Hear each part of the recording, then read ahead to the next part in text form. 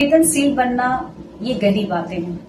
एक अच्छे लीडर की सबसे महत्वपूर्ण जो गुण होता है वो होता है संवेदनशील। संवेदनशीलता का मतलब होता है दूसरे की परेशानी को खुद की परेशानी समझना। जीवन अनमोल है, लेकिन जो जीवन है वो दरअसल क्षणों से मिलकर बनता है।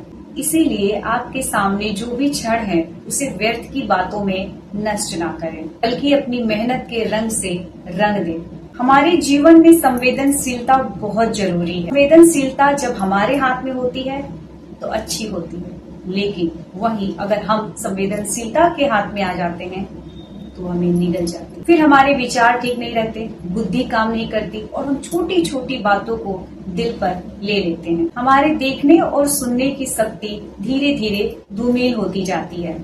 हर मनुष्य के अंदर संवेदनशीलता मौजूद होती है। कई बार ये हमको तकलीफ भी देती है, लेकिन इसके बिना जीवन नीरस भी हो जाती है। रंग दो क्षणों को मेहनत के रंग से, जीवन निखर जाएगा। एक बार संभल कर तो देखो, भविष्य संवर जाएगा।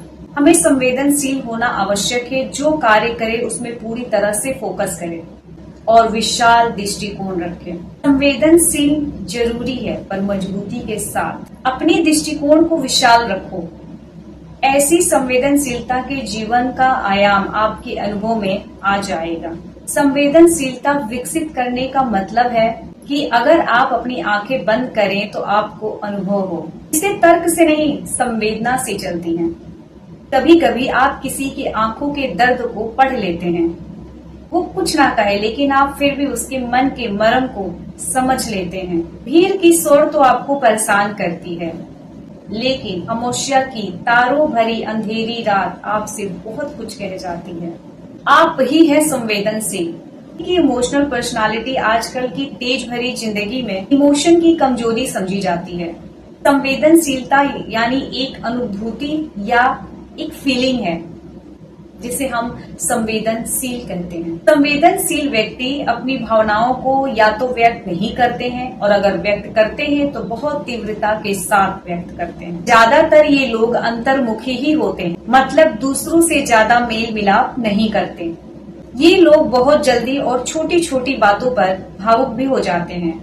इन्हें टॉन्टिंग वे में कही गई बातें बहुत ही हर्ट कर जाती है। छोटी बातों को कभी कभी ये बड़ा समझकर सीरियस ले लेते हैं। ये लोग दूसरे की भावनाओं को गहराई से समझने की क्षमता रखते हैं।